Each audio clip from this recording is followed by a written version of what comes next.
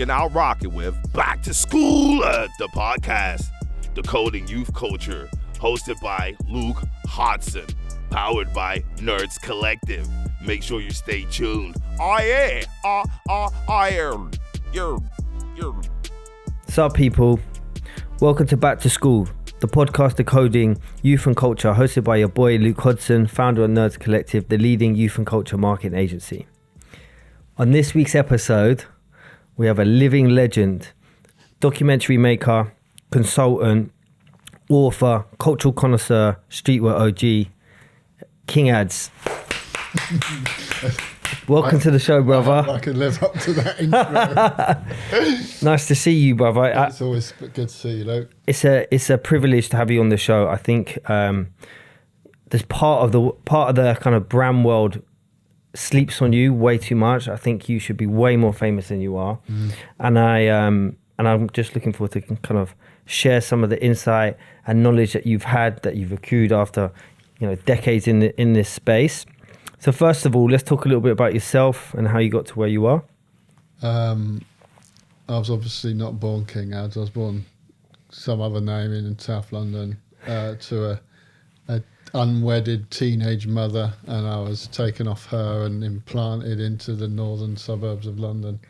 So I was always this outcast, and this is a long time ago. I was born in 1969, so that's like fucking another century ago. So I went from South London, Lewisham, to sort of a bucolic suburb, and from my earliest memories is not fitting in, being a bit wild, trying to express myself, and in the middle class confines, that was always like, it was all, the biggest crime you could commit was to show your mother up, and I did that all the time. And I wasn't like a mad fucking, well, I was quite wild, but it was because I wanted to express myself. So I always had this outcast thing, and I discovered in 1978, I discovered reggae. I somehow lucked upon David Rodigan's show, Ramjan Rodigan's show. Sick. I remember it. I tuned into, I had a transistor radio, and I tuned in, and it was Eka Mouse song, Wadu Dem, and I was just like, what the fuck is this? I was like transfixed. I was 8 or 9. So I didn't know what it was. And that moment was, for me, it was like a crack in the matrix that there was this other world out there, and it wasn't the world that I was existing in. And then skateboarding happened in 78, 79, and that was my first real adventure and first subculture that I was into. I made a skateboard at the beginning, plank and a roller skate, and then got a skateboard which was a GT Coyote. It was 1999 from a shop in Hemel Hempstead. Was that like It was like a red resin with red wheels. It had open bearings. It was good, but it wasn't that good. I always wanted the Fiberflex and the Kryptonics, which I had to wait maybe 20 years till I had my own board to get that set up. But for me, these two moments, so the reggae and the skating, were really important because it gave me, not only did it give me hope, but it showed me about these other worlds, and it was something that I was in control of, and it wasn't something that, that was prescribed to me. Like culture was back then, because culture back then was doing 2 or 3 channels of television. That was all sewn up. It was a very corrupt world, and you were force-fed music on things like, well, not Capital Radio. Capital Radio was always really good because that's where I discovered reggae, but there was always, well, after a certain time, it obviously had a playlist.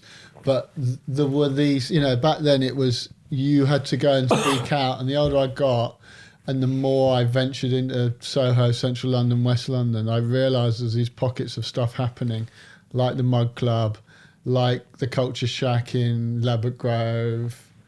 Owen and G ran that, and these guys would go to New York, fill up bags of gear like Adidas, Nike. That's when I started actually living, and I went to art school, and I ended up at St Martin's, and rave culture happened, and I put raves on and got involved in that, as well as developing my, I was studying advertising at the time. I had a art direction style. I had an art crew that put on nights that made art, that did stuff like that. And for me, it was just about doing it yourself, never waiting to be asked, You know, I had an exhibition when I was at St Martin's, and no one from college came. None of my tutors came. They didn't give a fuck because it was outside of their world. And then that led, obviously through streetwear, but for me to get involved with the street art scene. What happened with street art was that it was this, you know, the art world was the most driest, boringest place ever. It was fucking shit. And it was run by, to quote somebody, a cabal of aristocrats in England. So street art came along and it kind of said, fuck you to all of that. We're doing it ourselves. And that was the next, you know, streetwear. I was involved in streetwear, and then I was involved in street art. And these things happen, and I'm always like, oh, it's great because it's the alternative. It's you know, people go to art school even now, and the chances of them becoming an artist are fucking slim. They're like, you've got more chance of winning the lottery.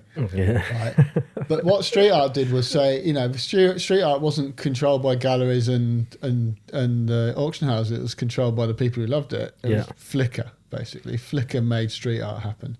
Because in the 80s, graffiti world blew up in New York, but there wasn't the internet to back it up. So it came up and went down. So it's always, for me, the thing about culture and street culture, when I say culture, I mean street culture, I don't mean anything other than that. The thing about culture is this big wheel, and it turns slowly, and there's only a little bit of it dipped into the mainstream at any one time, and that's the bit that people are like interested in. So when street art was massive, people were like, oh, you know, all they wanted to talk to me about was street art. And I was like, but it's part of a wider culture: streetwear, street sounds, street food. So you've got all these things that are part of our culture because you eat, sleep, drink, wear it. But at any one time, people are like, no, what about Banksy? What about Abay? So it's these elements that are always, it's, people are weird. When I say people, I usually mean brands or consumer stuff. They just, you know, they just want to know about one thing that they're fixated on that they think's cool. Yeah. The zeitgeist. Yeah. And that, for me, I mean, that's me, and my secret of my success, which is obviously funny, but I always had one foot in culture and one foot in the brand advertising world, because if you go into one for too long, then it consumes you. And obviously in the street culture world, that would be a good thing, but then the money would suffer. And if you're in the money too long, then the culture suffers. For me, I get bored quite easily, and I discovered I was autistic when I was 48. So I've always got into trouble because I've always said, that's what the next book's about. I've always got into trouble because someone will ask me something and I'll blurt something out. And sometimes in a boardroom or a meeting or an agency, even though you're saying what's, truth. Yeah, they're like, get rid of this guy, he's fucking liability. So for me, it's like, and sometimes I said the wrong thing at the wrong time, and then that means that I've had to go back into the other culture. So I'll go from advertising into street culture. Then I've gathered enough cool shit, or I've got enough energy to go back into advertising. And occasionally I've made a couple of feature docs. I've done my best to document street culture for 30 years now in film and books. I write every day. I do everything. Everything I do is for me, is because I'm a writer. Writing's the thing, right? Writing's the genesis. If you don't write it, it doesn't exist. So even if it's a video game or a feature film or anything, if it's not written, it doesn't exist. So for me, the genesis, the pure source of everything, creativity, is writing. Even if you're thinking about making an image, you have to work out what it is. So I do it to write.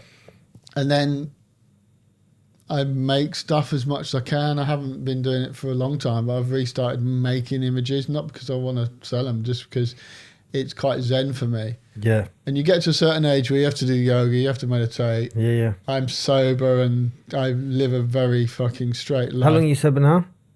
Oh, many years. Many years.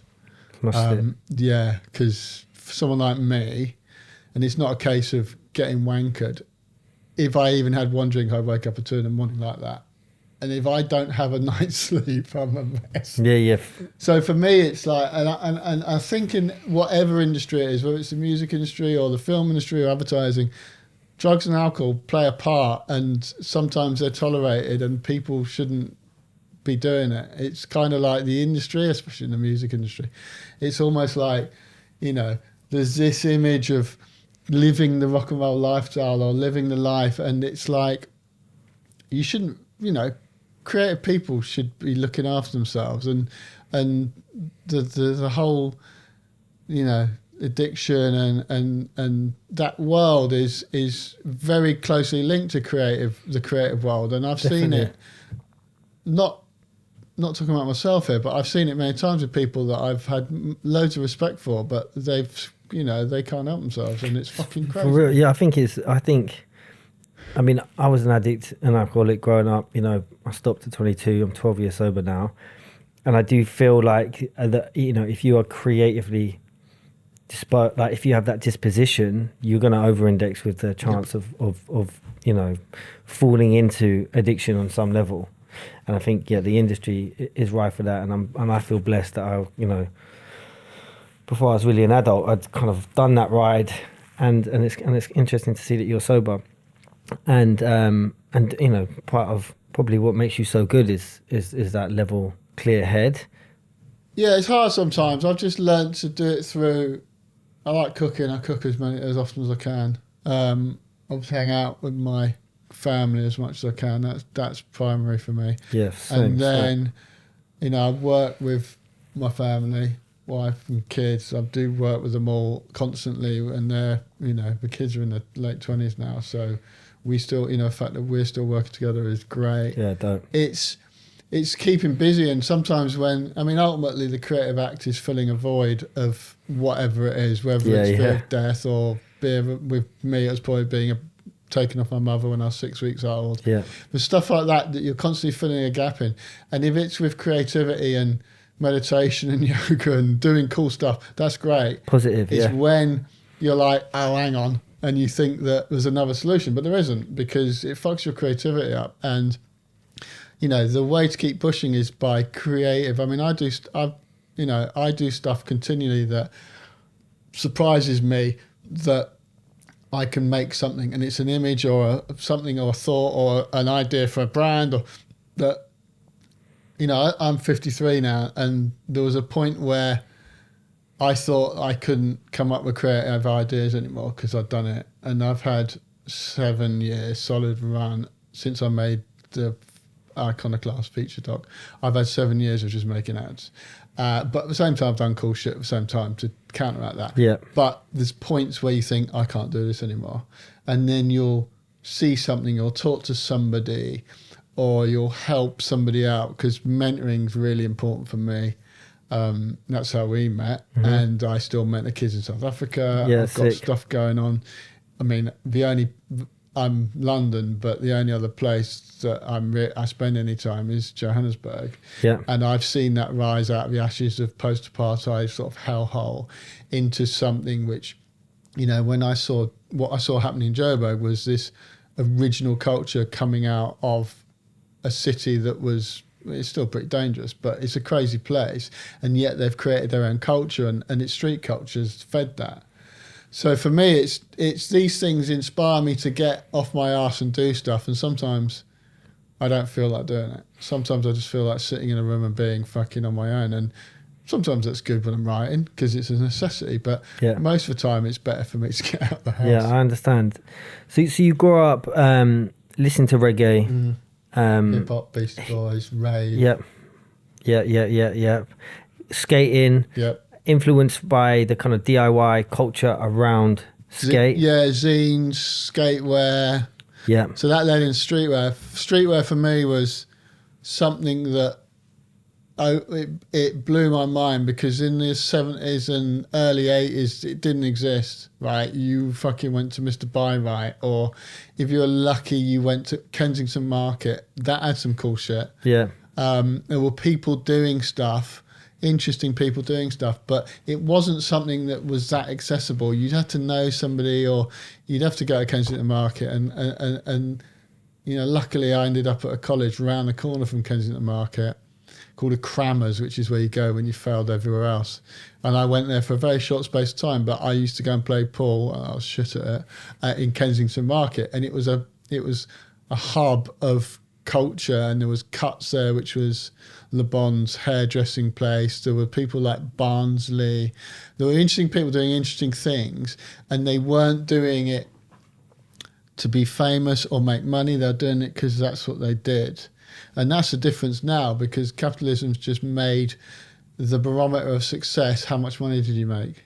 And for me, you know, we'll get to this, but for me, the capitalist wheel and the big machine has kind of, it's totally ruined parts of culture, because people talk to me now about street art. They don't want to talk to me about street art. They want to talk to me about being Banksy or making a stencil because they want the same fame and money as Banksy. It doesn't work like that. You do it to do it.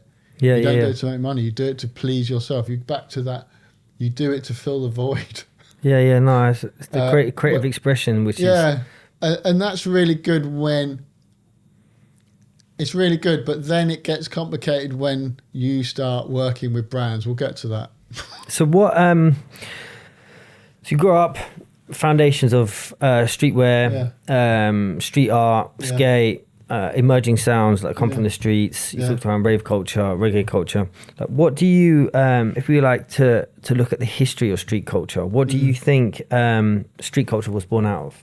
Struggle, oppression, colonialism in the broadest sense, whether that's in America or in England. I've said that the stuff that I love is coming out of sub-Saharan Africa, predominantly South Africa. And when you look at stuff like Major Lazer and Black Coffee now, that's definitely, they're definitely spearheading that. But in the time that I was active and young, at the end of the 70s, early 80s, it was New York and London. They were the two poles that were like broadcasting in between each other. London always had a massive respect and love and that energy that came out of New York, and it's vice versa. The Yanks love a good London, they love a Brit. I think it was a two-way conversation. It's like when the Clash played in 78, 79, I probably got my dates wrong, but they had Futura, the street artists, painting their backdrops.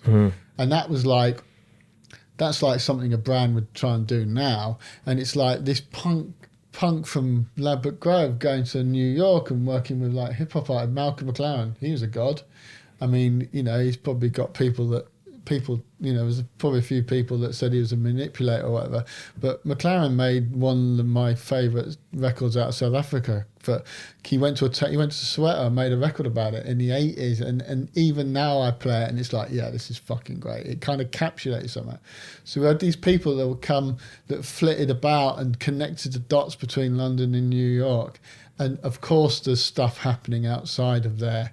And people from Birmingham, Manchester and Scotland are going to be, wanting me to mention that. And of course the original, Manchester had a big scene.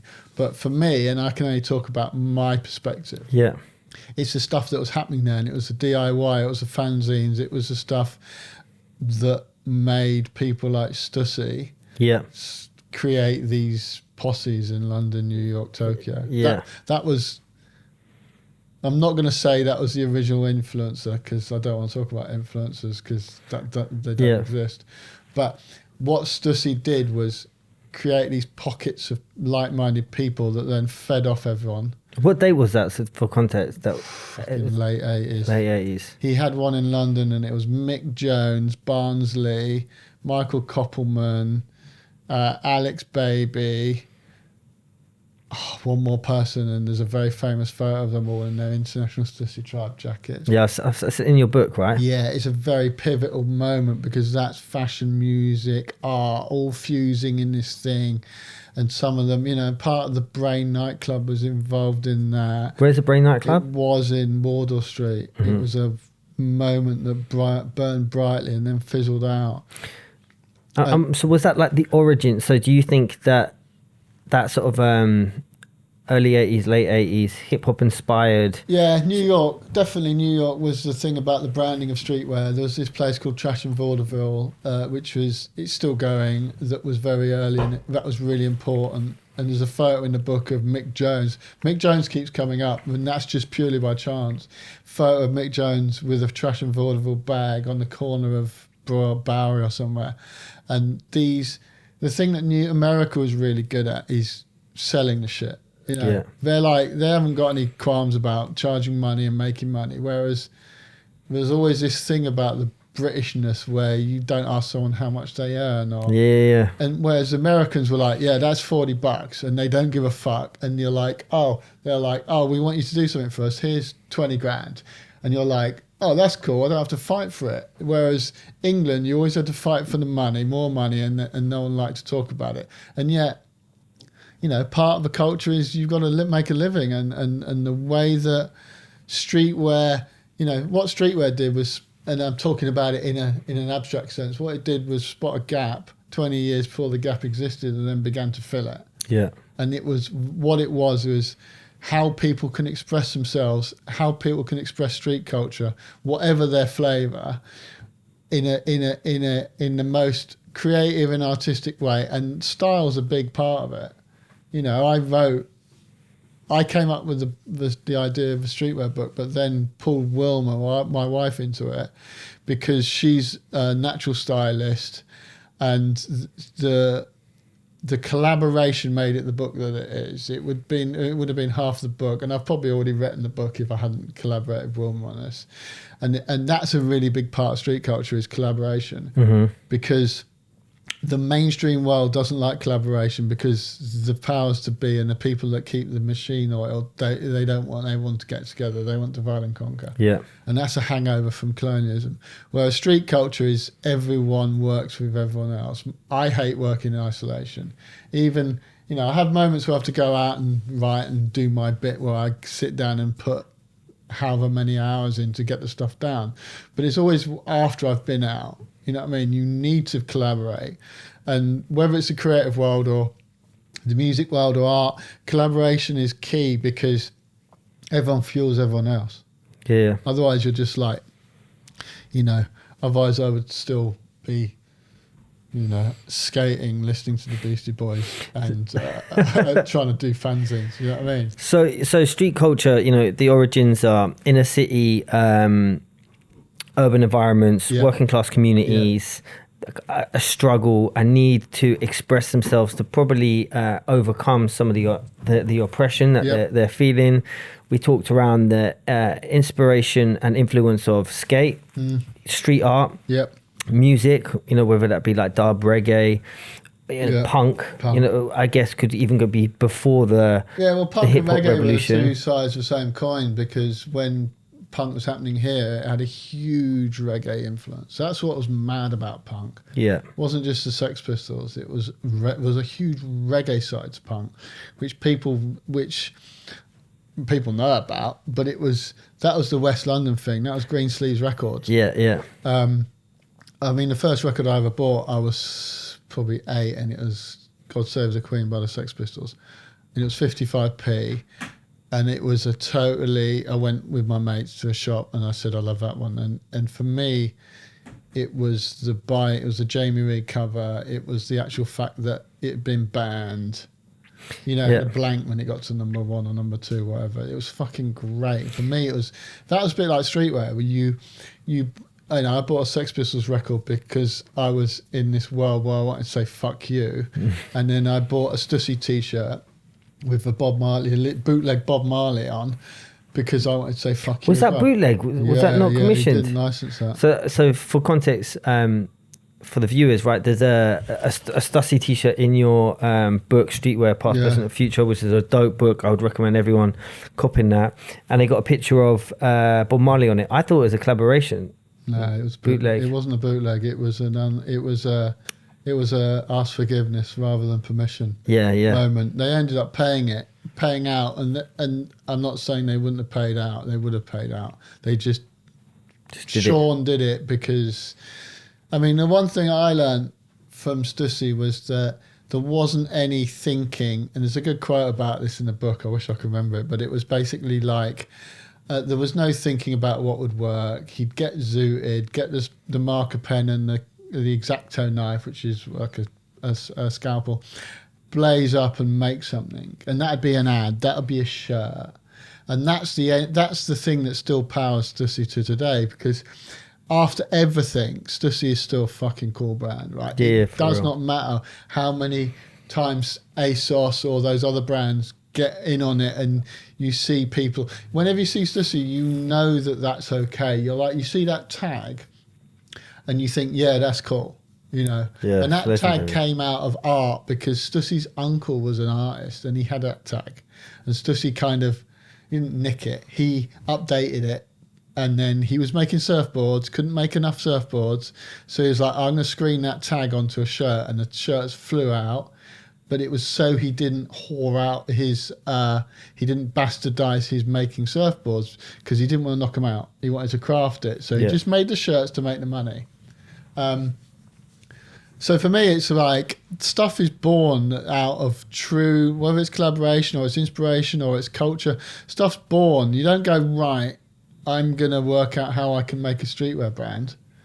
That doesn't work. You're already thinking, I want a streetwear brand. You've already failed. You have, because you're doing it for the money rather than the love and the culture, community. Yeah, and seeing stuff out there. It's like when you put stuff out into the world, it's got a life of its own. It's like, you know, whether it's a shirt, a record, whatever. You put something out there, you make one, and you make 1 million. It doesn't matter. They go out there. People are like this. They're like that with the thing, and they're like, they put it on, they listen to it, they put it on their wall, and it means something to them, and it means it's becomes part of their story, and you know, someone thinking about wearing a Stussy shirt now would think something totally different to what I would, but as long as they don't think, and there's probably a little bit of bravado in there, as long as they're not putting it on to be the coolest, they're putting it on to go, look, this is me saying, hello, fuck you, I'm here, get over it, I'm different. And it becomes like a shorthand signal for a certain lifestyle, right? And that's what brands embody. Yeah. Can I ask you a question? So a lot of people think that street culture came out of the hip hop world, right? And I know that why some of the latest iterations of street culture reflect the aesthetics and identity of inner city rap culture. In your book, you talk a lot around the birthplace, or some of the first expressions were the punk movement, casuals as well. Casuals. Yeah, it's like, could you explain? Suburbs as well. People always fucking moan about the suburbs.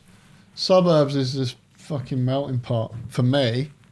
Punk came out of suburbs, came out of the Bromley suburbs, which also give birth to the original club scene of London. You know, New Jersey has probably had its own, had its own births there. Suburbs and places, inner city is one thing, and then there's only a percentage of the population that comes from there.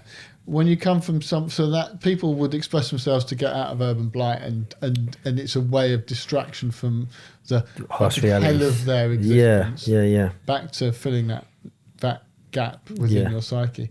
Whereas with the suburbs, it was a different hell.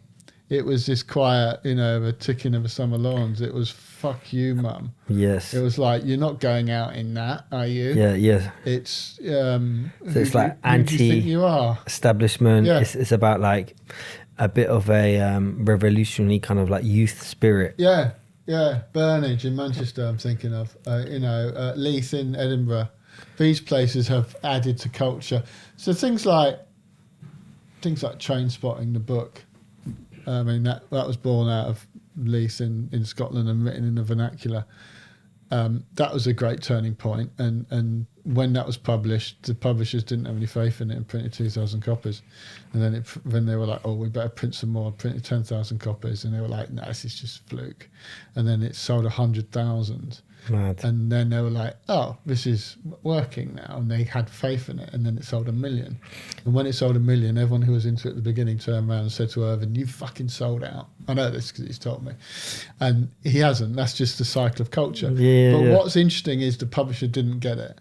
Okay. And he should have won the Booker Prize for that. But they didn't like it because there were some people on the Booker Prize board that didn't like Irvin because he was too sweary or whatever.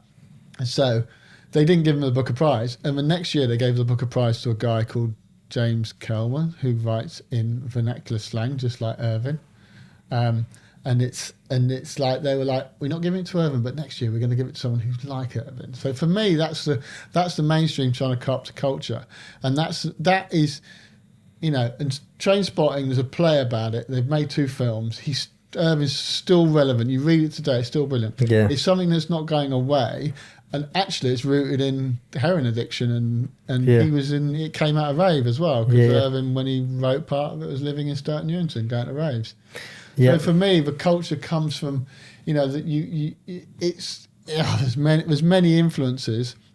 The urban blight and London, parts of London and the majority. So hip hop came out of New York without a shadow of doubt. Yeah, for sure. Breaking, MCing, DJing, and was that the Bronx? Yeah, Bronx. What was that? Early 80s? Late 70s. Late 70s. So people like Kool Herc, Dondi White. You know, he's on my list. I made a list here. I'm just going to read this list of people, and I will email this, that I think have contributed to street culture. So, Gerard Zotti Camion, Willie Smith, Barnsley, DJ Cam, John Feckner, Barbara Kruger, Don Letts, Barney Bubble. Don Letts, legend. Come on. Tamla Janovitz, John Paul Good, Joan Didion, that's a random one, Jay Diller, Carlo McCormick, who's a writer from New York, Frank Sinatra Jr., he was the money behind Stussy. Yes, that was it. I read that in your book. Tibor Kalman, he was the greatest graphic designer ever, who worked with Oliviero Toscani from Benetton. They did this thing called Colours magazine. It's fucking amazing. And the Beastie Boys. That's just like early sort of influences, not just on me, but on people that have contributed to the culture. And that's almost like they're like the genesis of what is grown out of. Obviously, people like after that who've come out of that, whether it's rap or whether it's hip hop or street art or streetwear, stuff like that's all born out of that. So that for me has got elements of writing, it's got elements of journalism, of streetwear. There's no food in that, but the food's always going to be there. The food's just something you eat. Yeah. So the street culture ecosystem and lineage is complex and diverse, right? You know, I think my engagement with street culture is always through, you know, grime, rap music culture, but actually its origins go back as far as punk, casuals on the terraces. In your book, you also talk around the importance of rave culture. So it's almost like it's a spirit, it's an ideology, it's a kind of anti-establishment reaction to kind of societal pressure and oppression. And I think what's really interesting is what you talk around the influence of the queer community on street culture, which is not something that you would consider as a driving force based on, you know, hip hop traditionally was quite it wasn't particularly liberal, right? Embracing of other.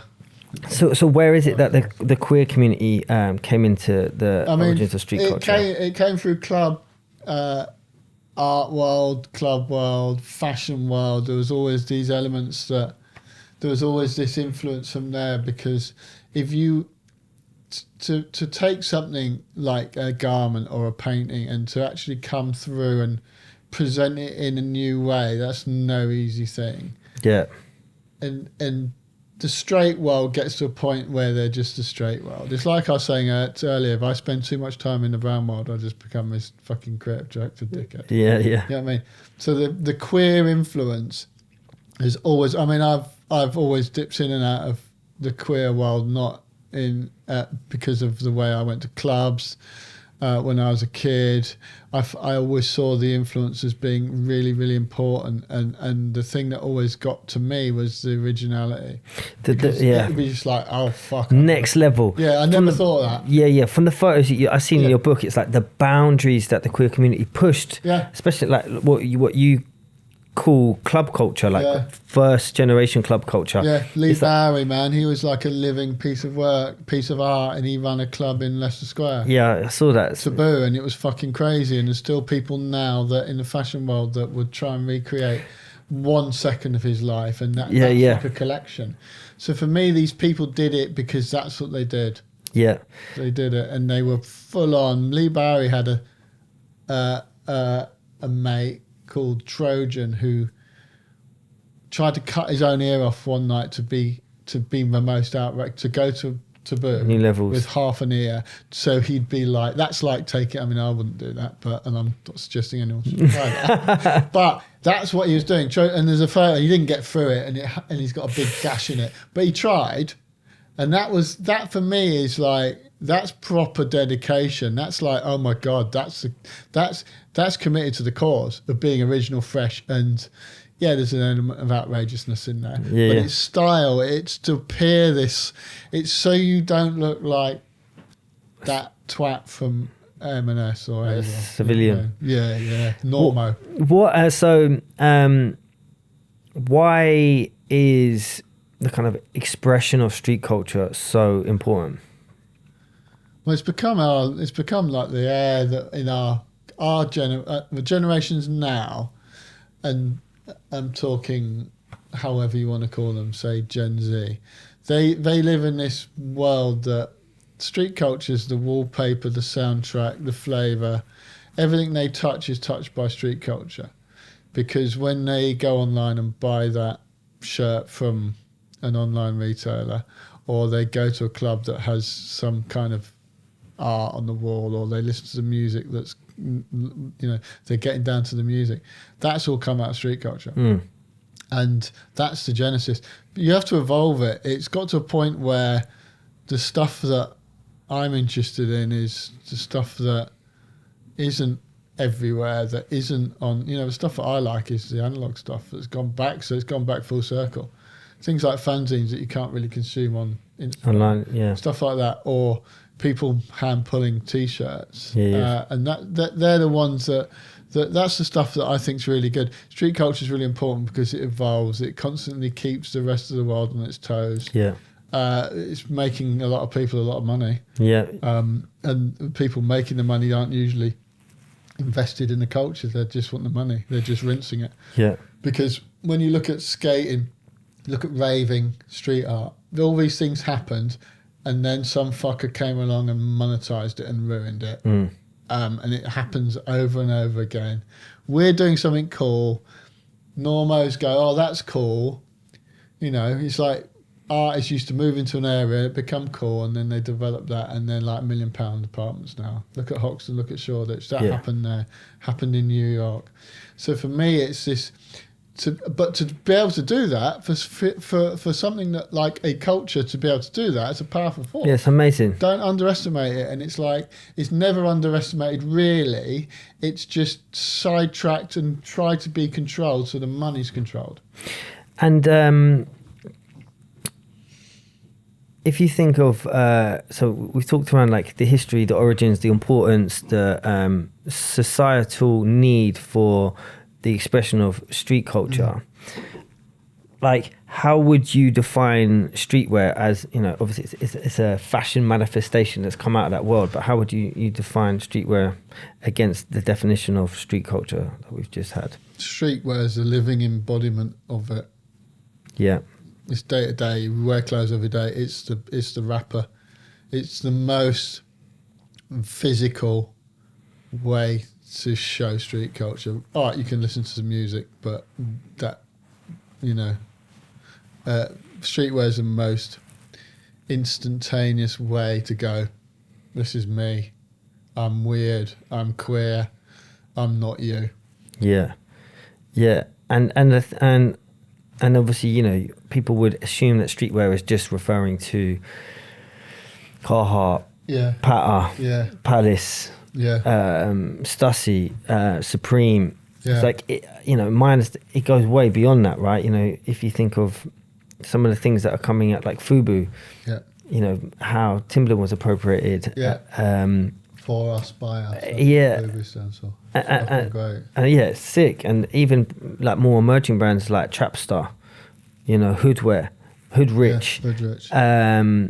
There's a brand coming out of Manchester, I think it's called Drama, which is doing the Cortez. Another they're all very different in their aesthetics, but they all represent the culture and the community behind street culture, and it becomes like a football strip or like a Then the new band jerseys. Yeah, right? it's almost tribal, isn't it? Yeah, exactly. Yeah, I got that. I mean, I my paths crossed with Trapstar in Johannesburg once, and I was very interested at what they were doing. And then I saw them again when there was this.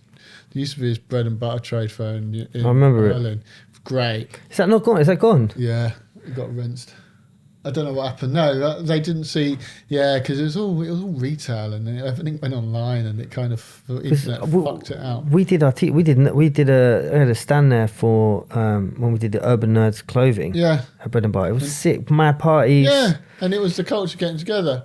Yeah, I worked with one of the marketing directors, a guy called Joey from Berlin, who's on it, who knows it. So for me, it's like the stuff that I'm interested in. As things like Temperature from Umlazi in Durban, it's a label, Grade Africa from Joburg and Cape Town. Stuff like that is really interesting. Tubop, which is a classic South African streetwear brand from like 10, 15 years ago. Things like that, for me, are really interesting. The South African element is always really interesting, so I've got a massive bias for that. But when you get, someone from Trapstar in Joburg and they're like, they're not in awe, but they're like, this is fucking cool. And that says to me the effect that this culture's had. So Joburg is a really interesting outpost of how far street culture's travelled. So when you get to somewhere like in Joburg with people like, I was there once with Dov from Palace as well. That was quite interesting. And it's like, you're like, these movements, whether it's Trapstar, Palace, whatever, coming to somewhere like South Africa and Johannesburg and taking in that culture, it just goes to show how powerful it is still, right? It just means you have to travel a little bit far. You don't just go online and look at it. You have to go to these places. And that's where some parts of the research world, some parts of the brand world are just looking at these 1D images. They're looking at social media. We're all addicted to social media, but there's the stuff that's really interesting isn't on there because no one's getting it yet. And then they will, and they'll come and we're like, yeah, whatever, guerrilla knitting in Venezuela, whatever, whatever the next thing is, and then someone will try and market that, or try and use some of that shine, because all the brand world does is come in and borrow shine from the culture. And there's this massive dichotomy between culture and brand, street culture and brands, and I know it because I've been torn between the two places. The stuff that happens in the street culture world happens very quickly, and sometimes it's got drug connotations, sometimes there's swearing in there, sometimes there's stuff that isn't deemed politically correct, however you define that. And yet the brand world are like, we got to get some of that shit. And they get it, and they get rid of all the stuff they don't like, they get rid of all the brand language, and it's gone because there's so many routes, so many times it has to be kicked through the system. By the time you've got it, it's just like, yeah, that's a cool ad, and you go on to the next one. You're like, yeah, it doesn't mean anything though. You don't go, what was the last ad that I got excited at? I can't remember, probably that London and Nike ad. But I watched it once. Oh, that's cool. Didn't give a fuck, man. Walked away. You know what I mean? It is cool that thing, and you share it, but what difference does that make? Doesn't make me go out and want to row a boat because there was a rower in that, and I thought, oh, interesting. But it didn't make me do anything. Whereas the culture, the importance of the real effect of culture is when you see something and then you think a little bit differently about your life and how you see things, and then you go and cook something new or draw something new or ring someone up you haven't spoken to in 10 years and say, sorry, mate. You know what I mean? That's the thing that really matters. Whereas ads, just like, as much as I love them and I love making them, they're just ads. Let's not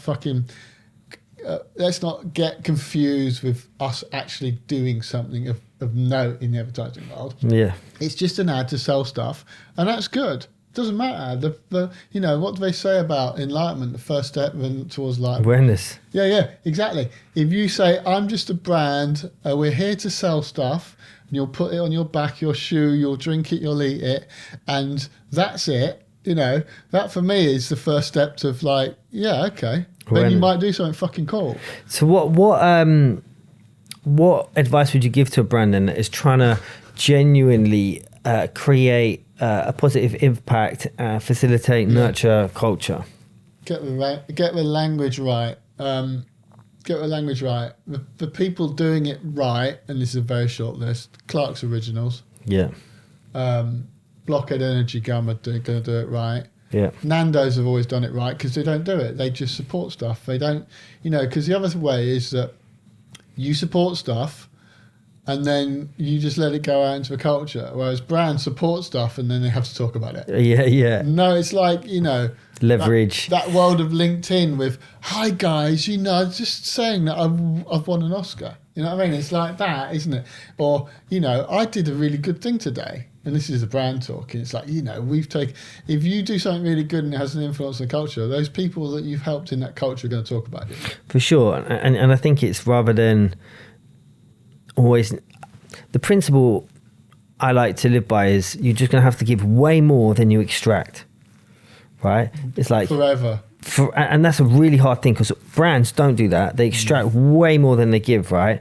So if you can really go in as a cultural facilitator, there to invest money in a scene that has no money, that's the nature of any cultural movement, especially like more and more, it's easier and easier to make money. But back in the day, it was all done on hard graft, love, which is why people get so precious and so protective over the culture because of the sweat equity. Right, you know, to just come in and start borrowing and appropriating is like no one's going to have that. So, you know, it is about going in and thinking, what is the tension? Like, what do you guys need in whatever the culture is? It's like, what do you need? What can we give? Right, and just quietly like observe from the sideline, like you said, and naturally, people like Nando's who are just constantly getting visibility in the right space. It changes perception. People feel like people want to appropriate and make and adopt a brand rather than be sold sold around a cultural affiliation. Yeah, both sides have to come correct because the thing about Nando's is that it's the best of what England should be. You go there on a Saturday, it's busy, it's all walks of life, right? Yeah. You go up, you get your food, you get it in 15 minutes even when it's busy. It's great. You know, in all my years of eating in Nando's, I had 2 bad experiences, and that's out of millions. You go there and kids are enjoying themselves. It's not just one, everyone's there. No one doesn't, if I meet someone who doesn't like a cheeky Nando's, I think there's something wrong with you. You know what I mean? Yeah, for real. McDonald's would love, I mean, I think McDonald's is a brand that everyone loves to hate, especially in the sort of chattering classes. McDonald's is a great leveler. You know what I mean? They're trying to make their spaces like Nando's not because they're trying to copy Nando's, but they've seen what a democratized space Nando's is, right? So food's a great leveler because everyone has to eat no matter what. And food brands get it right because it's almost like they can slip into the culture. And, you know, when I worked with H, the first time I met him, he had a fucking Nando's box in his hand. You know what I mean? I was just like, I took a photo and I sent it to someone at Nando's. And I was like, this is a good sign. So for me, food stuff easily slipped in there because you've got a burger or you've got a whatever it is, pizza slice. Obviously, there are other more healthy food types. But for me, it's brands need to exist and have a little bit more faith in the thing that they should be investing in, but they're usually just badging or appropriating or going, let's have that. And a lot of the times it isn't the brands that fuck up, it's the agencies in between the brands and the culture. Because every time I've worked with a brand director, it's fucking great. Yeah. It's when he's got these big agencies. The small, hungry upstart agencies are brilliant. The big agencies, and I've worked at many, They can't exist. They just have to look at their spreadsheets and make more money and win more awards, and that's all meaningless because the culture's not about that. Culture's about the instant that you take off that spray can top or you cut those sleeves off a shirt and make it something that it wasn't intended to. Yeah. And it's that moment, whereas the retelling of that story is great. That's what all writers do and all filmmakers and people who like to tell stories. Whereas it just gets a bit warped when it gets kicked around the block 10 times to become an ad for a soft drink. Yeah, no, I agree. And I think there's, you've got to be someone that, if you're working within the space, that understands the principles and the mechanics of culture and the love that's gone into driving something that you've got no money for, you've never got anything out of. It's like most people a lot of people don't understand that, right? And they can kind of clumsily walk in, step on the toes of others, people react. And I just don't think they necessarily value, what's coming out of street culture. I think it's changing as brands, as I'm seeing more and more people that are not your traditional kind of archetype are going into creative, right, through non-traditional routes, which is dope. It's like, any brand that can employ people from the culture or who just are exposed to inner city or even suburban cultural movements, you're going to have way better outputs. But with street culture, shaping high street fashion to high fashion, brands have to find a way, to work within this space, and I think it's going to become increasingly important to learn how to navigate the cultural ecosystem in a way that's authentic and driven around purpose.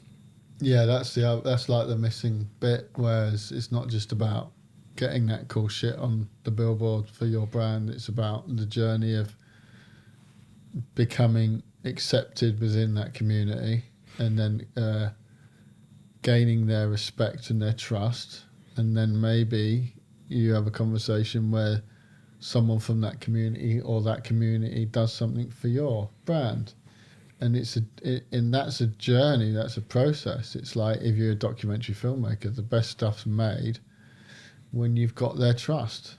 You know what I mean? You don't just go in and go, right, I'm going to make a doc about this, because people are like, fuck you, get out of here with your cameras. Brands have to be the same thing. They have to get, and like I say, brands aren't at fault here. I mean, they own everything and they've got all the money, but brands know that selling doesn't work. Brands know that the only way to make a connection to their audience, stroke consumers, is through authentic culture. Okay, and that's the only way. Advertising doesn't work anymore because you block it out. But if I saw a really good doc made about streetwear and it was paid for by Coke, if it was spot on, I wouldn't give a fuck who made it. I'd be like, so what? I think young people, we often test this, right? They're open to brands being seen in their world. You just got to come correct. Yeah, but it's almost like a badge of honour. Yeah. To be certified and to be like have that stamp. Yeah. But it's just got to be done on the community's terms. Yeah. It's like when you get that first sponsorship by Nike and they send you those shoes and you're like, oh my God, made it. A pair a week. You know what I mean? And that for me, people are like that whole. I always say the story. All stars used to go to Japan to make ads. Suntory time. Now George Clooney's selling Nescafe in England. You know what I mean? So it's like we got to a point where it's okay to be associated with brands, which is lucky because they've got all the money. Yeah, and I even think that brands can move into the kind of cultural A&R space, where they are the fundraisers, the kind of providers, the kind of the nurturers. Exactly, I the like resource. The idea that our cultural A&R with a brand leaning. Patrons. Yeah. Patrons of culture. Yeah. That's what the brands should be, right? So if we just quickly, last couple of questions, we talk around the influence of or the evolution of online, right? So how is Web 1, 2 and 3 affecting street culture? It made the culture and then it ruined the culture. Simple as that. It's like I was saying about all these cultures have been, all these stuff that happens gets ruined one way or another. Yeah. the over proliferation and the over saturation of stuff and the over bombardment of images through your phone, whether it's taking pictures or making films or social media posts, there's a level that you get to a point and you just tune out. Yeah, and you're like, I can't take anymore. I think stuff has to go back underground, and I think this is where Web 3.0 comes into it. And this is where a new system, because stuff used to go viral. Nothing goes viral now unless you pay fucking Google or Meta. It doesn't happen anymore. They've stopped that. They've monetized it. So the whole thing about the web democratizing, it hasn't. It's just given power. It used to be the media press barons, and now it's Google. It's Cupertino. Yeah. You know what I mean? It's just shifted the power and the control of the media, and Web3 will provide a solution to that. And all the cool stuff. AR, I was talking to someone about AR and VR. That'll all come back, and maybe, VR will never be anything ever because you get motion sickness and you've got to have a hat on. But someone will reinvent it and it'll come up through blockchain and 3.0. Yeah. And people will go, I never thought about that. But it won't be people who are developing it. It'll be the weird fucking guys and girls that are sat doing their stuff on the peripheries of the culture.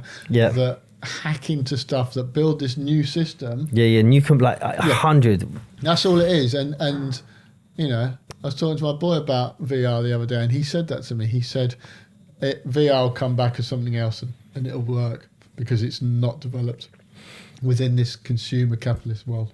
And I think, Web3 provides, or blockchain provides, an opportunity for culture to own culture. Yep. Yeah, for the first time, you can commodify. And it can track the progress of it. It's not over time. It's not just ASOS making them. I fucking shouldn't just keep mentioning ASOS, but it's not just these brands, these portals. Yeah. Fast fashion. It's not just them going, we got it, here you go, here's the money. No one gets the money apart from us. Yeah. With blockchain 3.0, it's the democratization and the fair distribution, share governance of the money from it, and that should be getting to the people that are creating it. Yeah, I'm really excited about what it will do, and how essentially culture can own culture. Yeah, and that'd be insane. Once again, which is culture owned culture at the beginning, and then everyone, the world changed, and the way we consume, eat, sleep, drink, think changed. And then the algorithm got involved. And then we need to take what we're doing back to a place where there's no algorithm, where there's a photocopy and the purses. Exactly. It's going to be dope. So I'm going to, one takeaway for brands listening to this, would you give around how they can try and connect to culture authentically? Get the language right that you use, because it doesn't matter how well we connect. Yeah. If you make an ad that's been sanitized, it doesn't matter what the journey is when you're talking to the world. If you're not talking in the language of the culture that's helping you get people interested in you, there's a level of inauthenticity. So for me, it's like, get the culture right and tread carefully and look after those people that you need. They don't need you. Yeah. Apart from your money. Yeah. Which is more readily available now as people focus. Yeah. So last question, how we finish the show. Let's do a quick crep check. I've got the Air Max 180 Lunas on 2013. What you got on your feet, ads? Half Cab Pro, skate or die. Yes, come on, bruv. It's lovely to have you on the show, my brother. Thank you. Lovely to see you. Always good to see you. Make sure you check out the links of all ads books. I'll share his documentaries, and I will see you soon. Peace.